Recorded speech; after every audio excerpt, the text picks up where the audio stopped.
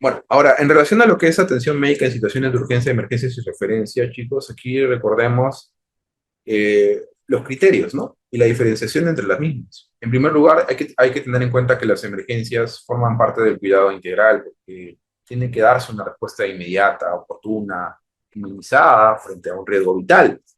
Aquí no se suspende el enfoque de derechos ni la continuidad del cuidado. Es importante recordar que la atención de emergencia busca garantizar el acceso universal. No le puedes negar la atención a alguien, ¿ya? Por ello, toda persona tiene derecho a ser atendida ante un riesgo vital, independientemente del establecimiento o de su condición. Ningún hospital puede negar atención en una emergencia, ¿ya?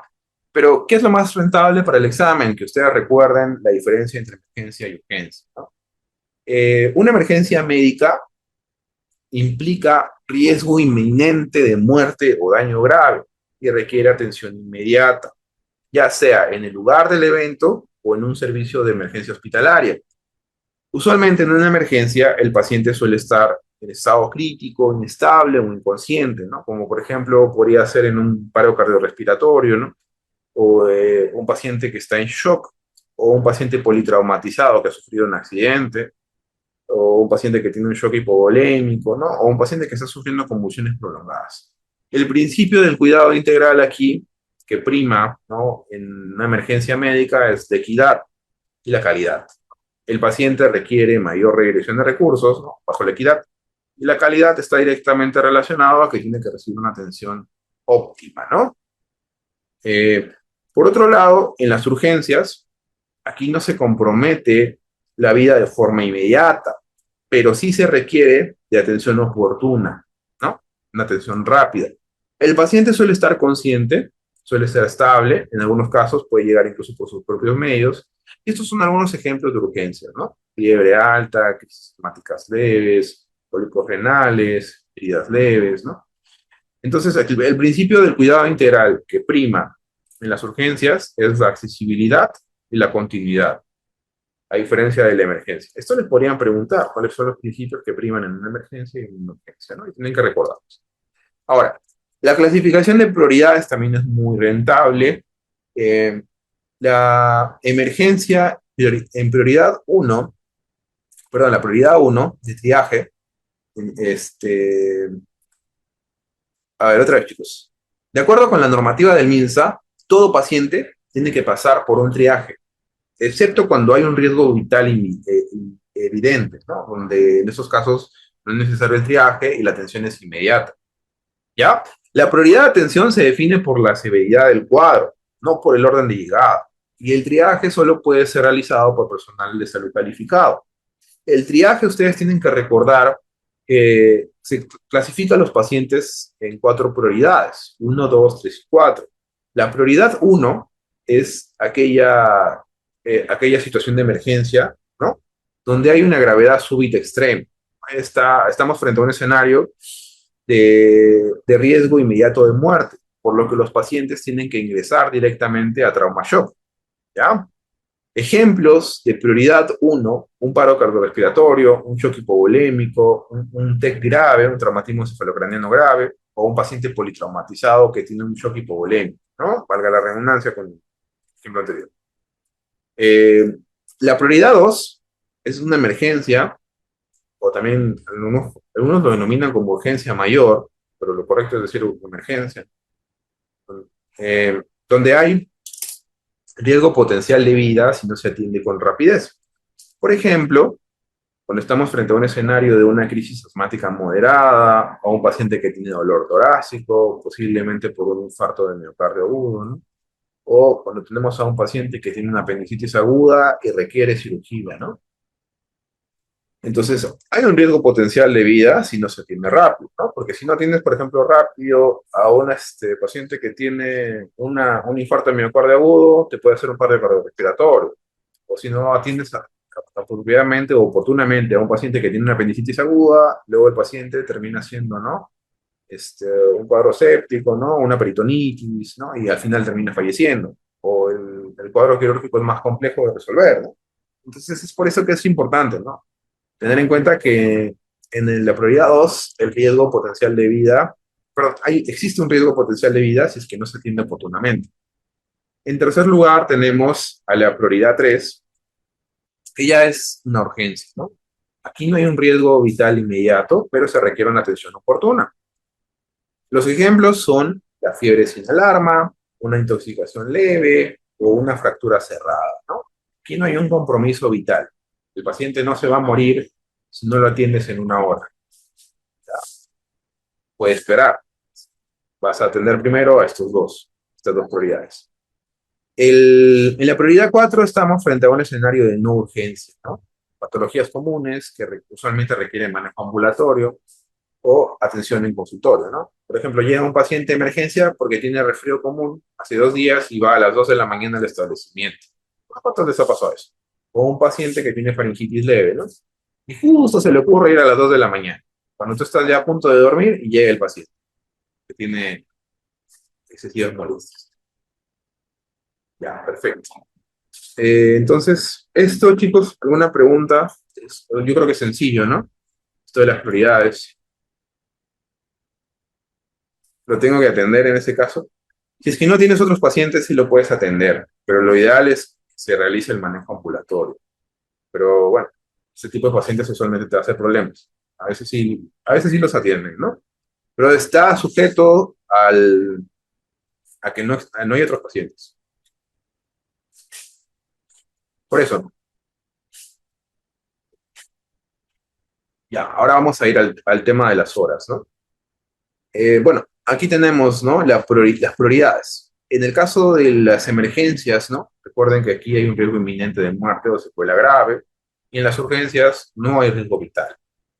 La prioridad, según el triaje, las emergencias están catalogadas dentro de la prioridad 1 y 2, y la urgencia es exclusivamente la prioridad 3. La prioridad 4 no es urgencia. El tiempo de atención en las emergencias tiene que ser inmediato o en minutos. Obviamente vas a tener primero la prioridad 1 y luego la prioridad 2. La prioridad 3 puede esperar horas. La intervención. Usualmente los pacientes que tienen prioridad 1 requieren estabilización rápida, se aplica lo que es el ABCD, ¿no? Que es básicamente para la valoración.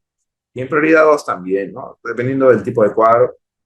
En cambio, en la prioridad 3 y 4 se aplica diagnóstico y tratamiento básico, ¿no? Hacemos estabilización rápida. El requerimiento de recursos. Usualmente en prioridad 1 y 2 se requieren recursos de alta complejidad, se requiere un tratamiento de trauma shock, en algunos casos unidad de cuidados intensivos o sala de operaciones, ¿no?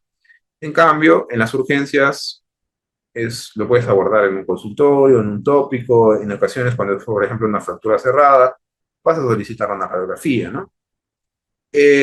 Las emergencias se atienden primero, después se regulariza el tema del pago, ¿no? Es una atención inmediata, pero las urgencias y la prioridad 4 siguen el flujo regular. Tiene que darse la acreditación, ¿no?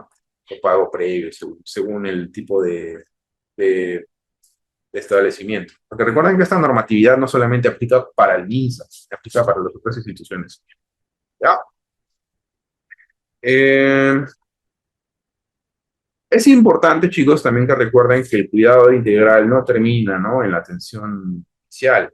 Entonces, la referencia es el traslado formal del paciente a un establecimiento de mayor capacidad resolutiva desde un establecimiento de menor complejidad, ¿no? Entonces, eso es importante, ¿no? Hacer hincapié que la referencia va de menos, perdónenme, de menos a más. O sea, de un establecimiento, por ejemplo, 1-2 a un establecimiento de categoría 2-1. Y la contrarreferencia es el retorno del paciente a su establecimiento de origen, ¿no? La referencia es que va de menor a más, de menos a más. Y la contrarreferencia es el retorno del paciente al primer nivel para su seguimiento clínico y continuidad del cuidado. Ojo, no es exclusivo del primer nivel, porque, por ejemplo, puede darse el escenario de que un paciente es referido de un establecimiento 2-1 a un establecimiento 3-1, ¿no? Aquí hay una situación de contrarreferencia, porque el paciente del 3-1 puede regresar al 2-1. Y la referencia se da del 2-1 al 3-1, ¿no? El cierre administrativo se da con el registro final, la afiliación del CIS, los pagos correspondientes o convenios según la cobertura del seguro, ¿no? Los derechos del paciente. Recuerden que la atención no puede condicionarse por documentos pagos. El paciente tiene que recibir información clara y trato digno.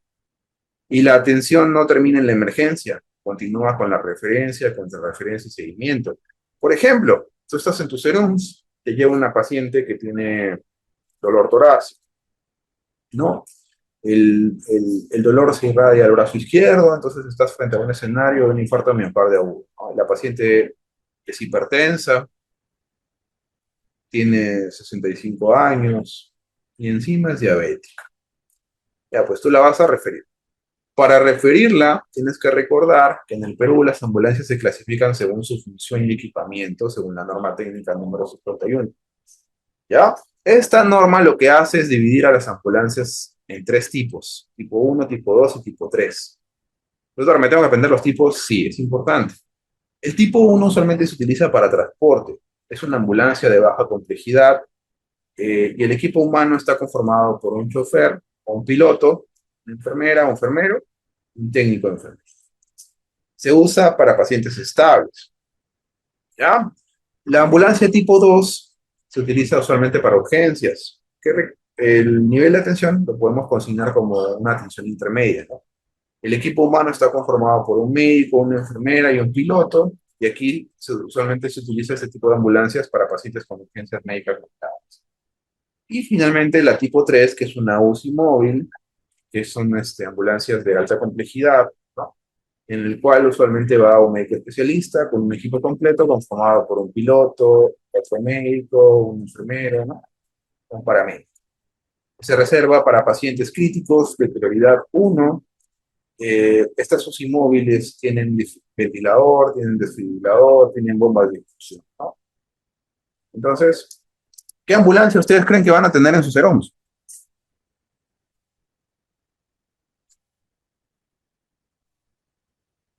La uno nada más, ¿no? Generalmente.